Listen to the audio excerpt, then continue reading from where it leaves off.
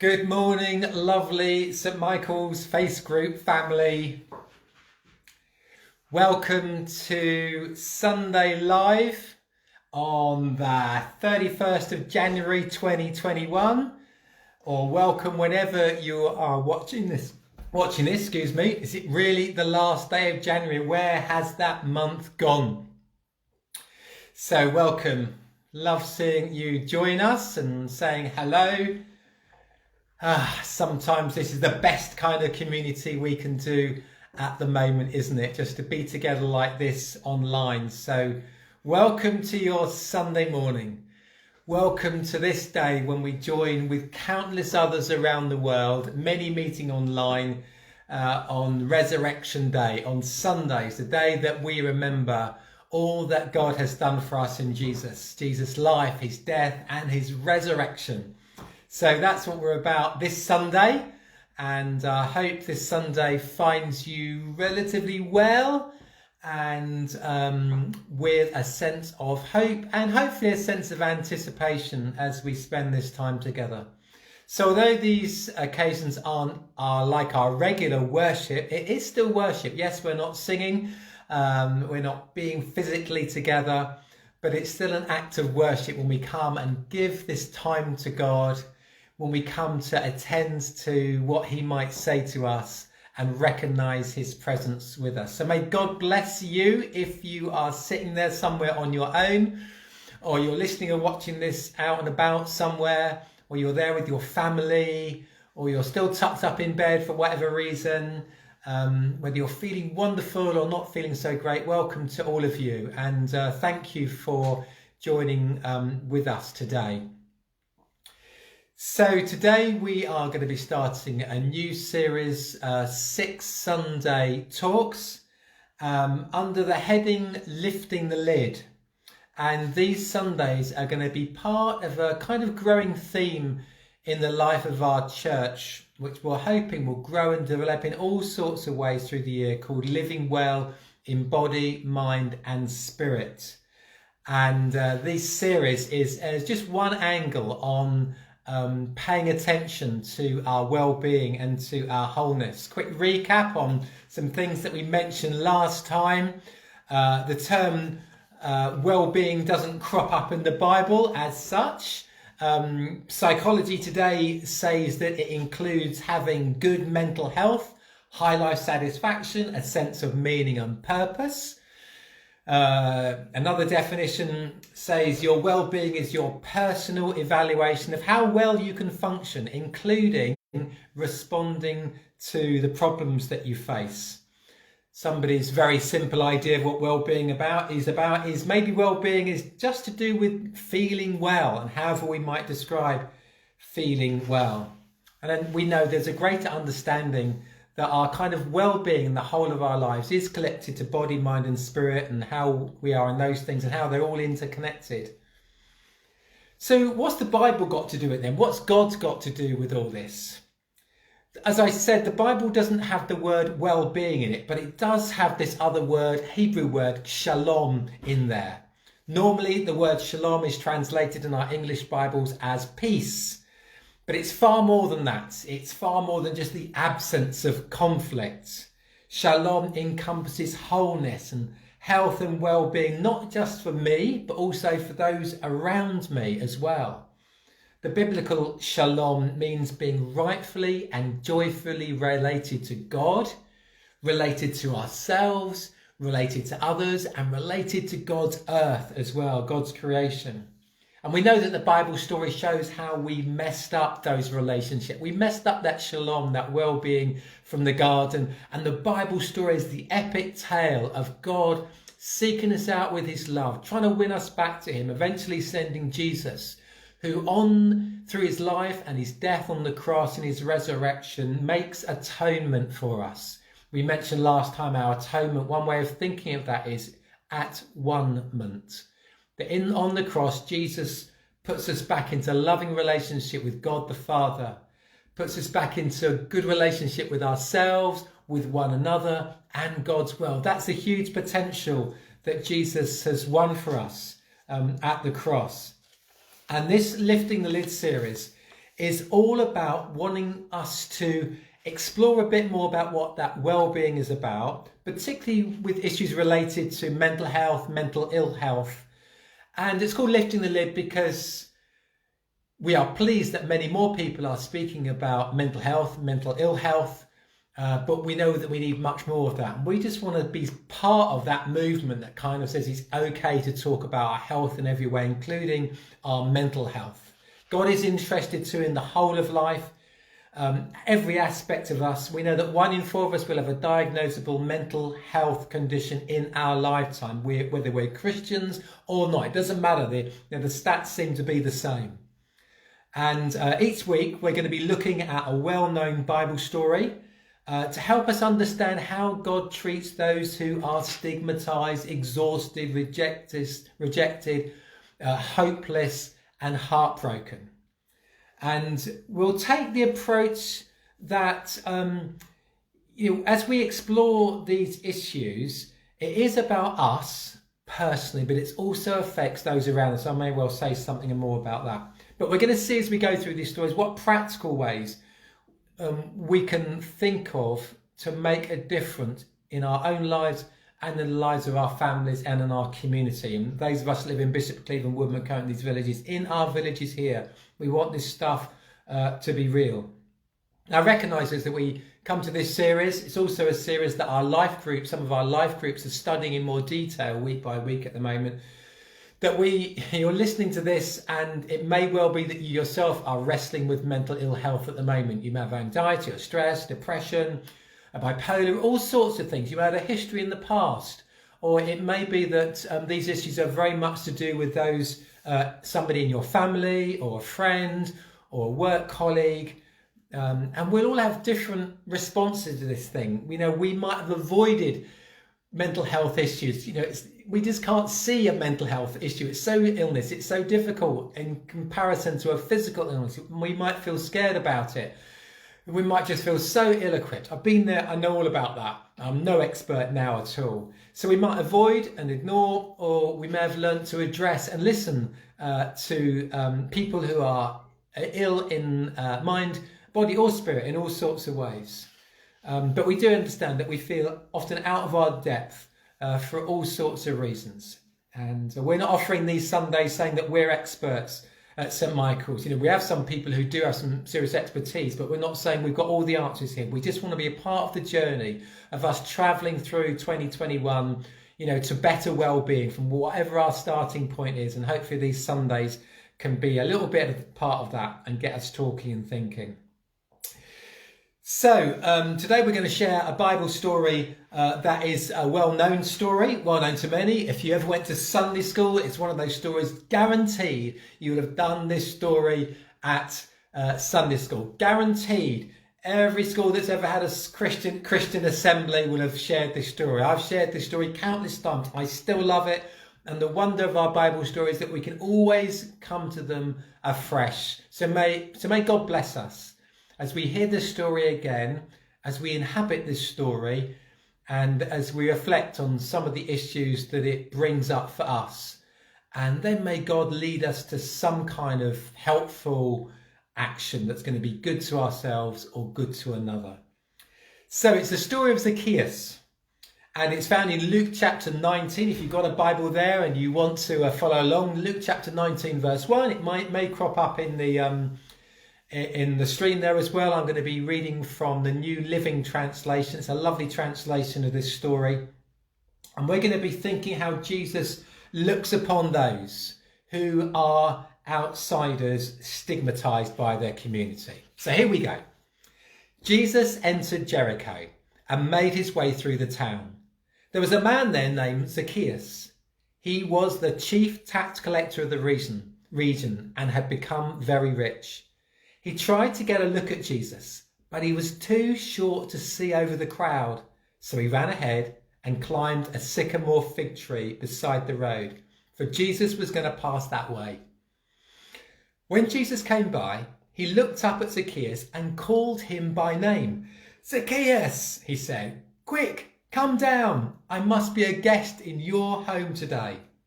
Zacchaeus quickly climbed down and took Jesus to his house in great excitement and joy.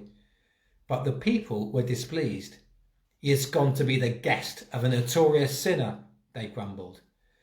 Meanwhile, Zacchaeus stood before the Lord and said, "I will give half my wealth to the poor, Lord. And if I have cheated people of them on their taxes, I will give them back 4 times as much." Jesus responded, "Salvation has come to this home today, for this man has shown himself to be a true son of Abraham. For the Son of Man," that's a term Jesus sometimes used for himself, "the Son of Man came to seek and save those who are lost." So let's talk about Zacchaeus then, and why he's ostracised, why he's an outsider. We hear that he's short, he's a rich tax collector, people call him a sinner, and that he was a cheat. So being short, well, that wasn't particularly a reason for him to be ostracised. It may have stood him apart, so to speak. We know there are all sorts of physical attributes and qualities that we have that somehow make us stand apart. It may be because we're short. It may be because we're really tall. It may be because, well, we've got red hair. Okay, and bearing in mind, I always wanted to go out with a redhead and ended up marrying one as well. So I think red hair's great, but certain people of certain shapes will be picked on or picked out, as it were, because of who they are. Maybe it's the way that you speak, your dialect, all sorts of reasons that might get us to stand apart in ways that we can see and hear. So he's short, but his disadvantage that we may think, or at that time for him, because he couldn't get through the crowd, actually turns out to play massively in his favour because of something he does in terms of what happens next. Maybe if he hadn't have been short, none of this story would have happened. He would have just been in there in the crowd. But he realises something that's holding him back at that time, but amazingly, he uses it for his favour, it turns out, and he climbs the tree, and then the whole story unfolds. So maybe he looked back on his life and said, "Thank you, God, you made me short." May we each be able to say something to God about that in thanksgiving for the way that we might feel that we were made to feel different. Okay, then he's a tax collector, a rich tax collector. We see now this is a major difficulty, really. Because here he had deliberately placed himself in a difficult relationship with his own people, the Jewish people. The Romans would hire particular Jews to collect taxes from the Jews for the Romans. The Romans were the occupying force, if you like, in Palestine, Jerusalem, this whole area. And Zacchaeus was one of those who'd chosen to side with the Romans to get himself an established job, pretty well paid, get himself, with money and wealth, status amongst some perhaps, but not amongst his own people. So that was a massive problem, collecting taxes from his own people to give to the Romans. And then we hear that he's called a sinner. What did the term say? A notorious sinner. This guy was really known as being a sinner. Now, again, in the literature of the New Testament, in the Gospels, sinner there is a catch-all term for someone who is outside the central Jewish community, which was social and religious and family. It was the whole thing all together. And the Jewish society covered every aspect of life. If you were left out of one area, you were left out of the whole thing. Their sin, these sinners, was perceived as having taken themselves deliberately outside that family, that religious family, living against the society rules and culture, and along the way, therefore, they were disobeying God. So they were kind of really kept to one side, pointed at, ostracised, sidelined. So, and then he would have been seen as a cheat as well. Yes, tax collectors often creamed off money for themselves. They collected so much from their Jewish people, their neighbours, and then they kept some for themselves as they passed it on to the Romans. So we can see Zacchaeus has got a big issue here. If we'd have known him, we probably wouldn't have liked him either. Zacchaeus was stigmatized. That's the big word, if you like. Kept aside. kept outside, kept at a distance, looked down upon. Now, I'm not saying that Zacchaeus had a mental illness here at all. We just don't know what his character and his personality was like. Certainly the factors in his life could have led him that way, but we just don't know.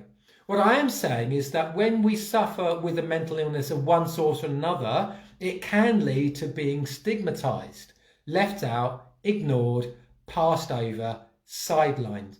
And the likelihood is that some of you listening or watching this will have had experience of that.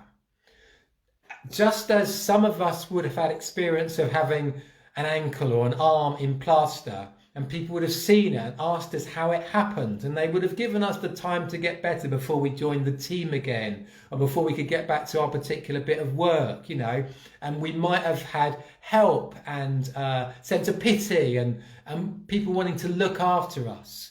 But the chances are, if you had a season of mental ill health, that you could have well felt stigmatized and left out. And you could have sat next to Zacchaeus and said, okay, different reasons why I was sat on the lonely bench here. But maybe there's the sense that we could still be suffering from things that kind of overlap. How do we respond to people that don't fit in? People who are stigmatized because how they are different? And we've all been a part, if we haven't been part of being stigmatized, the likelihood is through our lives we have played a part in other people being stigmatized. Now, stigma is when someone sees you in a negative way in our setting we're thinking of today because of a mental illness. That discrimination can follow when someone treats us in a negative way because of our mental illness. First the stigma, then the discrimination. First the thing how they think of us, then the discrimination how they actually treat us in work or in society or in the queue in the supermarket or wherever it might be. You know, social stigma and the discrimination that can come with it, and then the mental health issues that can come with it, you know, can cause those mental problems that the person had underlying to become worse and stop a person from getting the help that they need. It seems like, and you'll know this, that many people in this way with serious mental illness are doubly challenged. One, struggling with the symptoms and disabilities that result from their illness, and on the other hand, challenged by the stereotypes and the prejudice that result from the misconceptions about mental illness and the stigma that's wrongly attached to it. People with mental health problems are amongst the least likely in any group with a long-term health condition or disability to find work, to be in a steady long-term relationship, to live in decent housing, or to be socially included in mainstream society. Now, we don't know, as I said, if Zach had a diagnosable mental health issue, but he was socially excluded from the mainstream. And being in mainstream society is what God has made us for.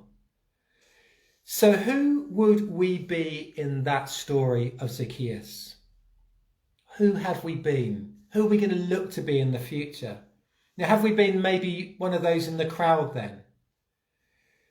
You know, there's Zacchaeus. Immediately we see him up there in the tree. Oh, there he is, hiding away again, but then feeling awful and so cross when Jesus calls him by name, and then wants to have a meal with him, to come to his home. It's almost like he's going to come to stay there.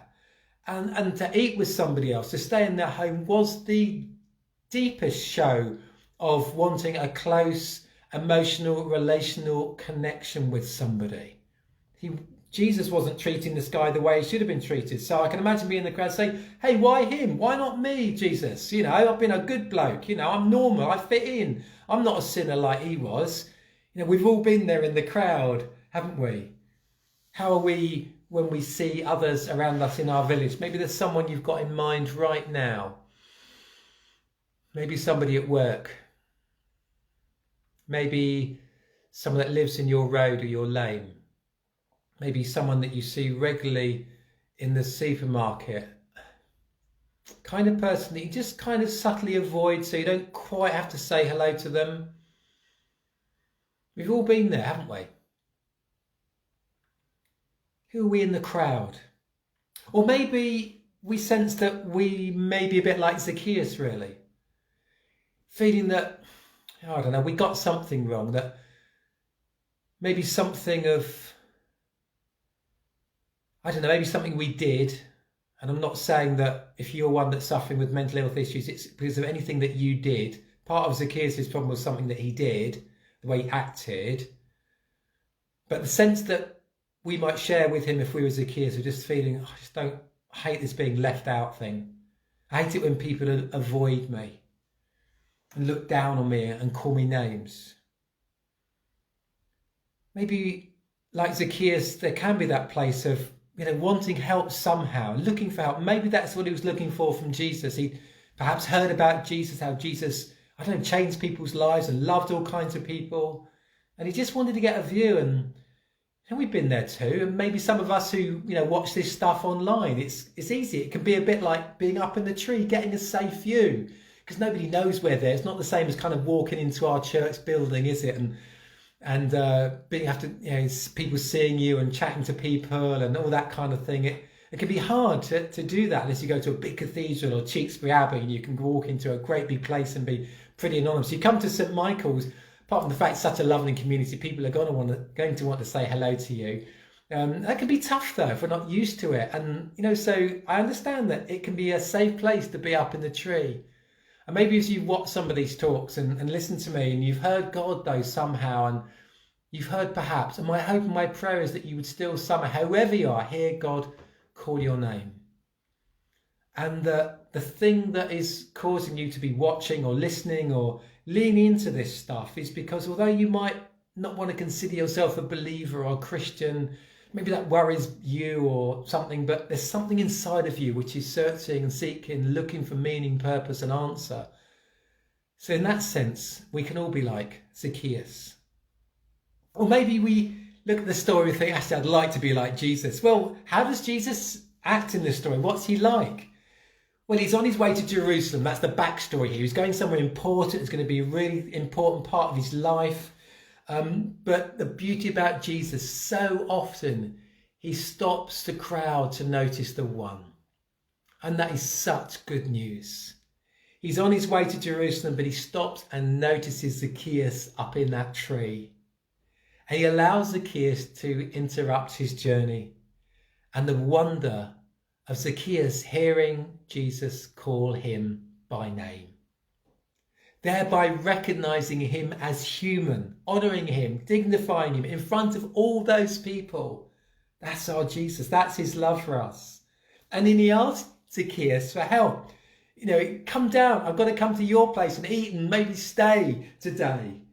Jesus often does that. He kind of asks us questions and encourages us to be part of a solution that involves him and us. He does all that in front of everybody else. You can imagine Zacchaeus thinking, he's called me by name. Oh no, what's he going to say? Hey, now he's smiling. I like the look in his eyes and he wants to be with me.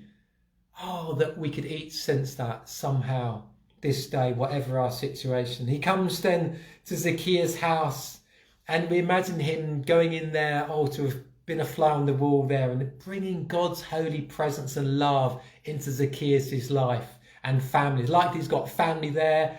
Zacchaeus bursting in. Mrs. Zacchaeus, we've got company. It's Jesus, the one we heard. He's here right now. I'm not ready. It doesn't matter. Jesus comes and meets us where we are. Up in the tree, trying to be anonymous, into our home, not quite ready for him. Doesn't matter. He comes and enters that place, and Jesus values Zacchaeus in a way that the community has not. And he gives Zacchaeus a way of rethinking his own value and his value in the community. And he doesn't judge Zacchaeus. Wow. And Zacchaeus is changed though somehow, because he says those amazing words, doesn't he? I'm going to give half of my stuff away. And if I've cheated anybody, I'll pay them back 4 times as much. So he's making retribution. He's a man who's, Jesus says salvation has come to this house. And it's a lovely picture about what salvation is. Salvation isn't just about us praying, oh, Jesus, come into my heart. I'm sorry for what I've done. I turn my life around. It is that, and that is really important. But here we see how salvation, when God puts us right again through Jesus, it affects everything. So Jesus, in that term, salvation is personal for Zacchaeus. His life's turned around. It affects his whole family. And Zacchaeus, salvation has come to this home. That's the idea that's probably going on here. And it's come to his community as well, because Zacchaeus is putting himself right with people around him. You know, salvation's come to his whole economic world, his finances, everything has been changed by this God. And that's how he continues to work today. So, as I come into land here, I hope that we can be hearing that Jesus is God loving us when we have been stigmatized, left out by our communities. And that means for those who have mental ill health as well at this time. That's how Jesus wants to love those people. And we know there are plenty of stories in the gospel of how Jesus went to those. Sometimes it says they were demon possessed. You know, what does that exactly mean? Somehow they have a spirit within them that's oppressive or depressive or something like that. And sometimes we think that could be some kind of mental illness that's tied up in that. Certainly through the New Testament we see some of that, but we always see Jesus. We always see his followers, the disciples, after he'd left them, gone back to heaven and sent the Holy Spirit, walking towards those people and loving them, bringing Jesus' love to them. So this is the good news of Jesus in all this stuff. So I hope that we can hear this individually, that whatever your setting, whatever your situation, whatever your past, may you know Jesus looking at you in the tree, wherever you are in your setting, and calling you by name and inviting you to travel with him through 2021. He can make all the difference to your life and to my life. He transforms us, saves us from a hideous past and for a wonderful future with him forever. So it is an individual thing, but this is also a community thing as well. Now, wouldn't it be great if anybody in our Facebook community, in a wider Facebook community in Cleveland, beyond, or wherever you happen to live, of that network community apart, you know, no one was stigmatized. No one was put down because they'd made a mistake by what they posted online. No one was thought of, oh, it's them posting again, it's them doing their thing. But everybody was loved, everybody was honoured, everybody was called by name. Nobody was put down and criticised in front of everybody. Imagine that, the happiest Facebook group in the world. Why can't we make those ours in Bishop's Cleveland? There are a few of them just like that, or wherever you are. Imagine a village where, I don't know, you're trying to park your car over at Tesco car park and you're making a right pig's ear of it. But actually it's not embarrassing, it's not shaming when somebody says, I'll see you back, I'll see you in. Even if you're a bloke, it isn't, as a bloke it used to be the sort of thing, if you can't parallel park, you know, what sort of man are you? Thankfully we passed those sorts of things behind. But you get the idea. Imagine a place where, you know, we weren't out to shame one another, and we weren't looking to criticise each other because somehow, knowingly or unknowingly, what we liked about it is it made us feel good. If we just let people be. That together thing, who will God have us walking past this week? That person that sits on the bench, often on their own, eating something, drinking a bottle of Coke, or whatever it might be, that God would just have us say hello to, that we might dignify them, honour them as another human being made in the image of God. Imagine that. Imagine that person that you think looks different because of how they've dyed their hair, or they're covered in tattoos and that's not your thing.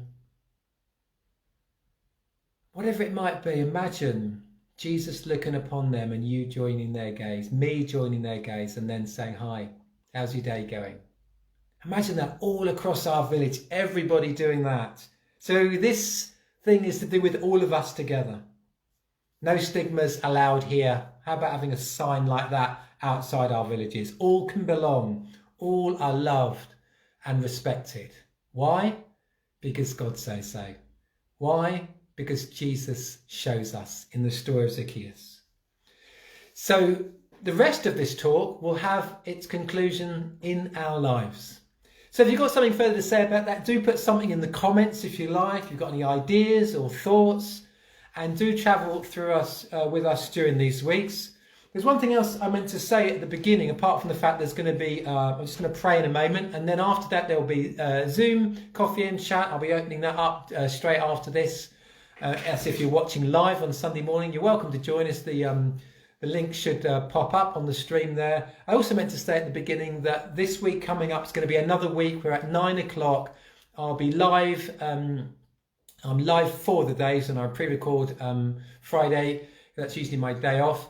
And 9 o'clock for a few minutes, 10 minutes, sometimes it's gone just over that. I've just been silent and reflective. I had a reading, some thoughts to share, and 2 periods of silence that looks like people are finding really helpful. It's all part of this package of us looking after ourselves in body, mind and spirit. So that could be something new for you, but come and join me at 9 o'clock tomorrow morning live, or it's there anytime during the day.